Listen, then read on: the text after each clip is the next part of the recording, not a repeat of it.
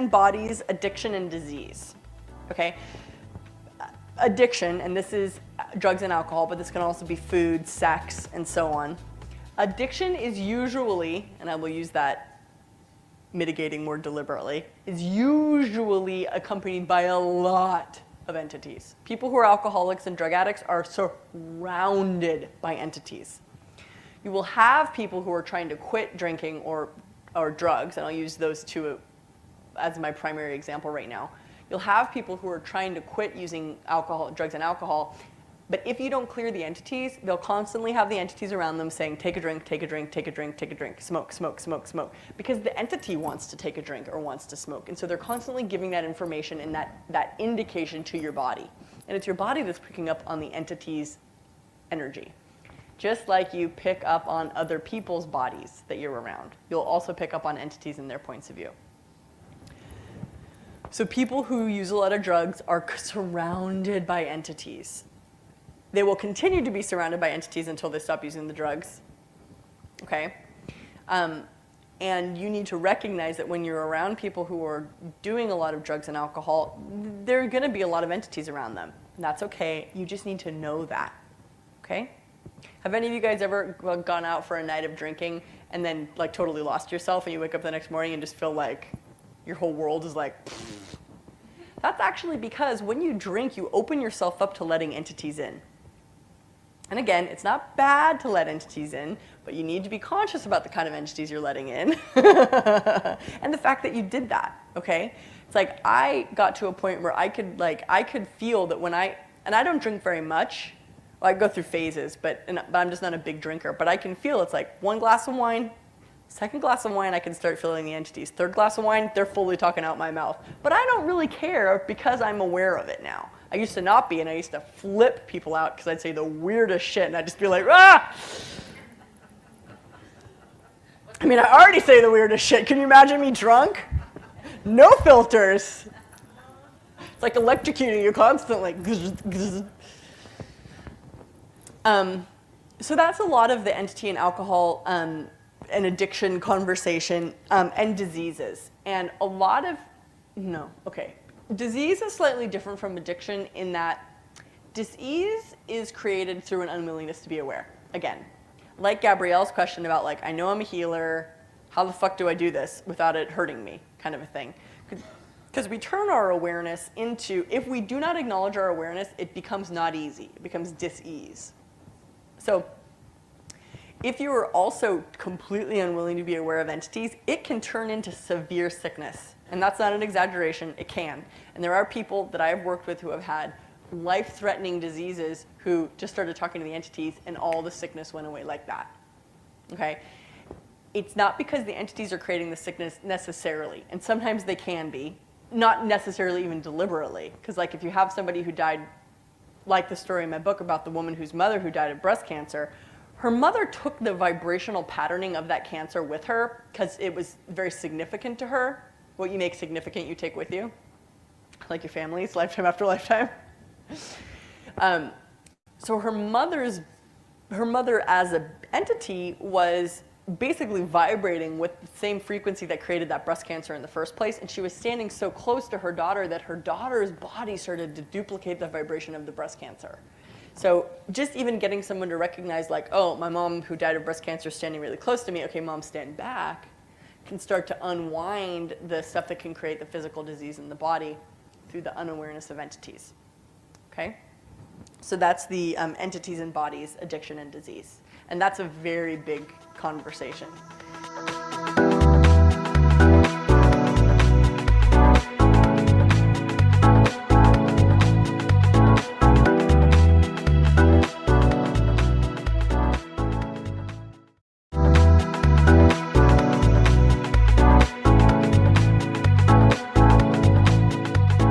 Children and entities, okay? So this is something I get asked about a lot, obviously because a lot of the people that come to my classes have kids. And they're curious, like, how do I talk about this with my children? How do I deal with this with my children? And children are always more aware than you, period. They don't realize they're more aware than you because they don't cognitize it like you do, but they're just more aware, period. So number one, when you're dealing with children and entities, you have to always come from the stance point that they're faster than you. So if you try and get them to match you, it's going to be slowing them down and they're going to hate you and it's going to hurt them and they're not going to want to do it with you. So you have, and something I also advise, like I've given this to a lot of people and it has worked very well, and that's why I keep giving it. You have to tell your children, like if you guys have children that are talking about entities or aware of entities, and you want to work on it with them and show them more tools and stuff, you need to first of all say like, this is amazing that you're aware of entities. Like put it in a positive note, okay? Because they're not going to get that positive feedback out in the world. You need to tell them, this is amazing. This is a gift. Be very assertive about the fact that this is an incredible capacity. They may believe you or not, but if they're under the age of 12, they'll listen to you. If they're over the age of 12, it's a totally different mission. You have to tell them, this is an incredible ability. You're amazing. Can you please show me how come this is so easy for you? So you're making them the authority in the conversation, because they are more aware than you are. So you need to be like, can you show me how this works for you, please? Mommy's stupid. Can you show me how this works?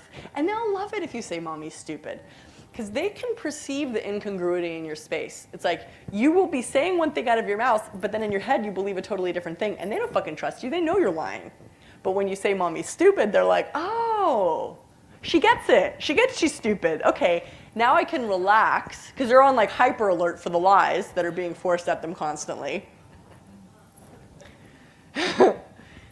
You know, mommy's stupid. Can you help me? I would love to be as fast as you about this. I learned this amazing stuff. Do you want to practice clearing entities with me? Do you want to see? And then fucking teach them how to clear entities. Teach them how to communicate. Teach them how to receive. Teach them this shit. Okay?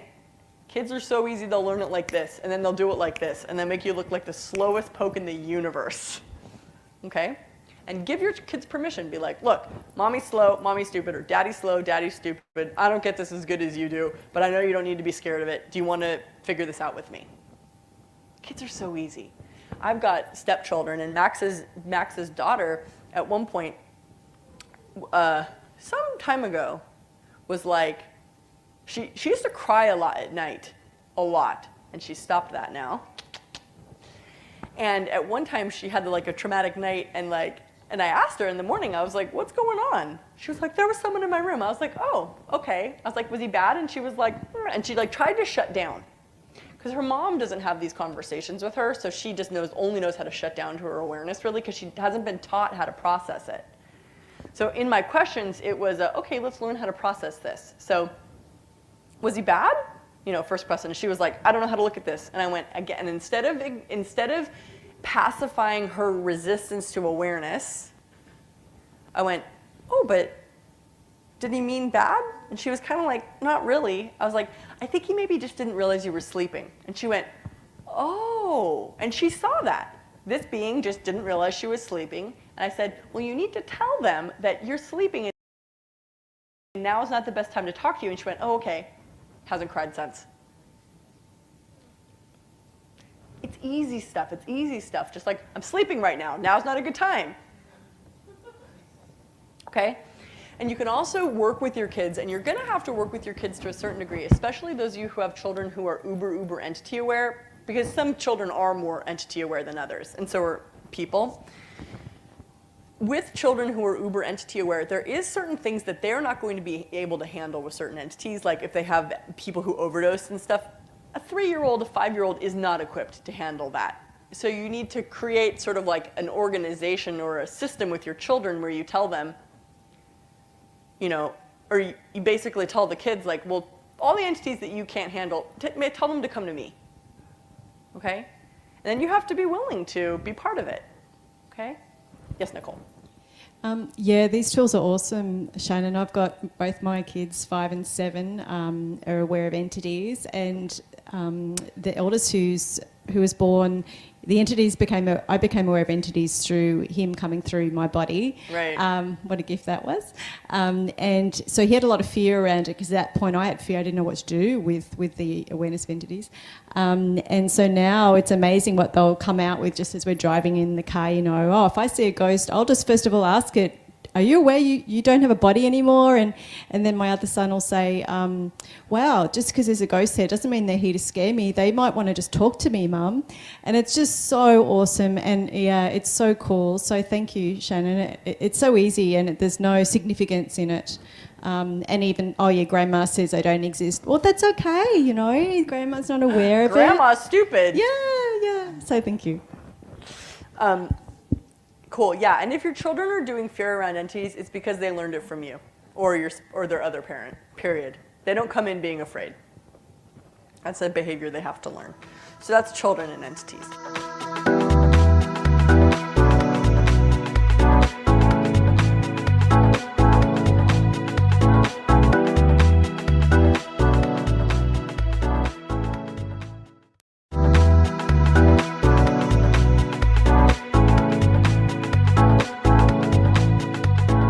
Mental disorders with entities. This is going to be a controversial call.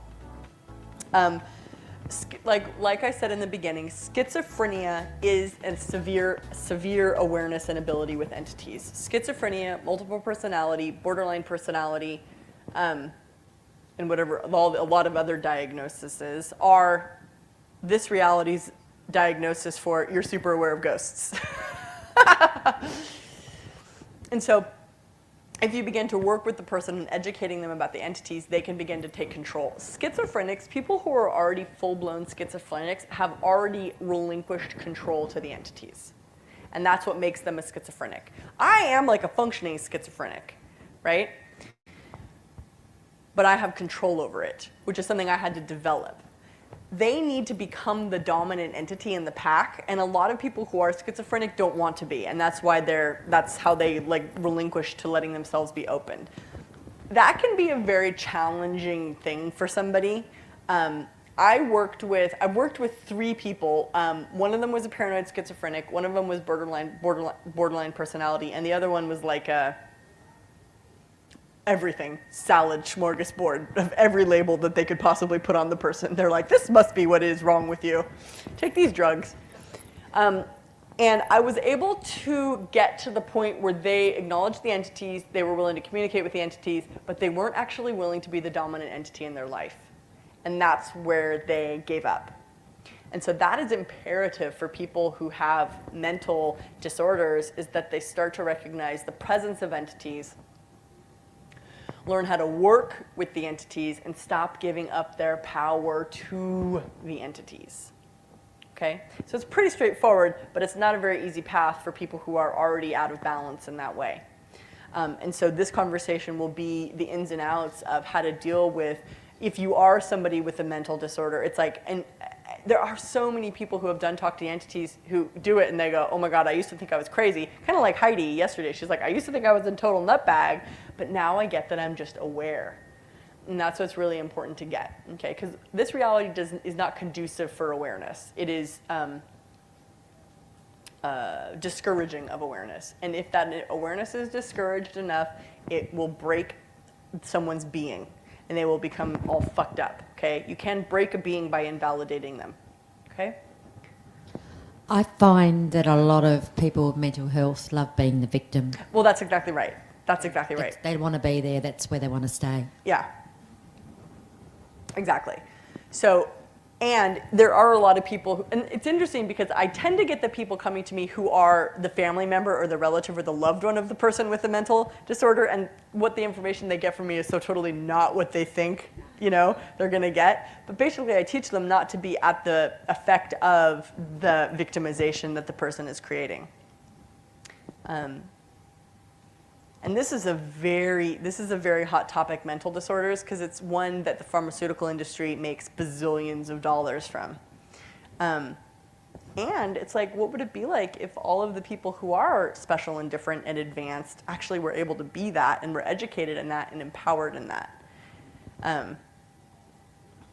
We'd have a lot of forward thinkers. That would just like change so much in this reality. Yeah, this one is going to be the most interesting, and we're doing these deliberately to create very in-depth, specific explorations of these areas, because these are areas that whether you realize it or not, we're actually skimming the surface of in these conversations. There is a lot more around this stuff. I think the education side of it too with children and seeing the mixed up kids coming through, and this is where they need to pick it early, and this is where the education needs to come in. Yeah. I mean, it can change in no matter who. Yeah, I mean, it is easiest to catch. It is easiest to prevent it rather than cure it after it's a full-blown disorder. I agree. That being said, there's something right about this. So what else is possible? What? Education, not medication.